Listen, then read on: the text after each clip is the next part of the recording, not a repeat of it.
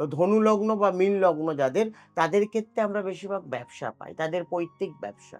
তারা কিন্তু বৃহস্পতির যারা জাতক বা জাতিকারা, তারা চাকরির দিকে এগোয় না। তাদের বেশিরভাগ ব্যবসা। বেশিরভাগ আমরা তাদেরকে কমার্স নিয়ে পড়াশোনা দেখি, মার্কেটিং লাইন নিয়ে পড়াশোনা।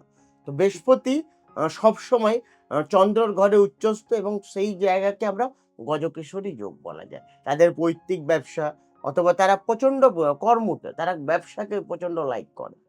সেখানে দেখো বৃহস্পতি আর রাহু যদি এক ঘরে বসলে, বৃহস্পতি রাহুর কিন্তু গুরুচণ্ডাল দোষ, খুব খারাপ প্রভাব দেয়। বৃহস্পতি আবার নিচস্থ তোমার মকর বা কুম্ভ রাশির ঘরে।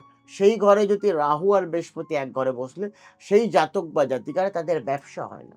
তাদের ব্যবসা নিয়ে প্রচণ্ড সমস্যা আছে, তাদের ম্যারিড লাইফ নিয়ে সমস্যা আছে, তাদের সন্তান নিয়ে সমস্যা আছে। যেহেতু শনি, বৃহস্পতি শনির ঘরে বসলে শনি বকরি অবস্থা, অর্থাৎ খারাপ প্রভাব দেয়। কারণ বৃহস্পতি আমাদের কর্ম, অর্থাৎ বৃহস্পতি 9th হাউস, ভাগ্যস্থান। তোমার যদি ভাগ্য খারাপ থাকলে তুমি জীবনে উন্নতি করতে পারবে না। তুমি কর্ম যতই করে নাও, তুমি যতই খাটাখাটনি করে নাও, ভাগ্য বলে একটা জিনিস আছে। অনেকে হয় না বলে কি, না খাটলে অনেক কিছু পাওয়া যায়। তো ভাই খাট একটা হয়, বলে না ইনকামের জায়গা, মানে পরিশ্রম মানুষের। হ্যাঁ, বলে না আমাদের একটা কাহাওয়াত আছে, মেহনত সে রুটি মিলতা और किस्मत से पैसा।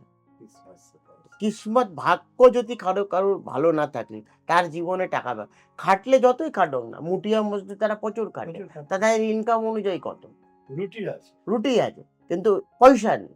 পয়সা ভাগ্য থেকে মানুষের কাছে। যদি তোমার ভাগ্য ভালো, ভাগ্যর জায়গা হচ্ছে বৃহস্পতি।